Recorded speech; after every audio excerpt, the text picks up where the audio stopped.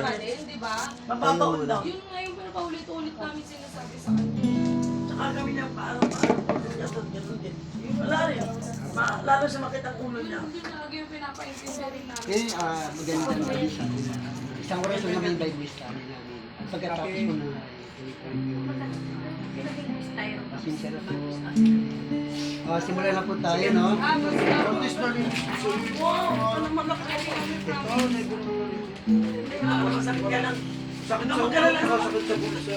Sabi na lang, wala ang problema namin. Hindi namin sumasama. Hindi. Thank you po. Tatawagin ko naman kayo pag ano.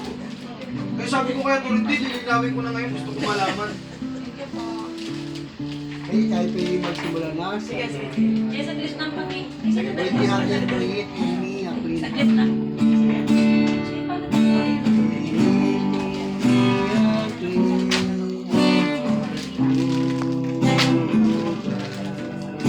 Sige, pwede. Ano ka maliga ako na.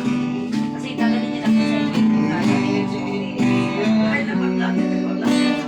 Kumain po namin nung night.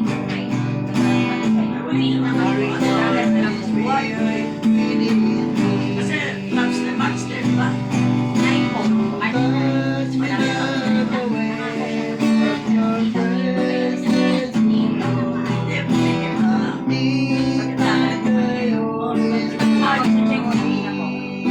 Hindi siya punta.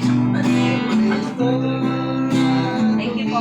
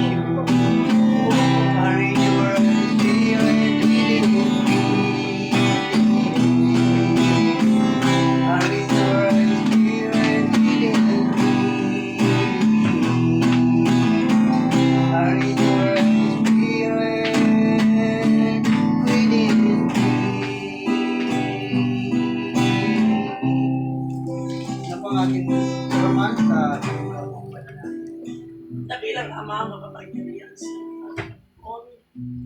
salamat po, Ama, sa gabi ito na tunay na napakabuti mo po, Panginoon, sa bawat isa sa amin. Nagkatipon-tipon po kami, mag-aaral kami sa isang Lord, bigyan mo po kami ng panulungan na nagmumula sa iyo, Panginoon. At maunawaan namin yung salita mo. Lord, nandito po kami, dakila ka sa bawat buhay namin.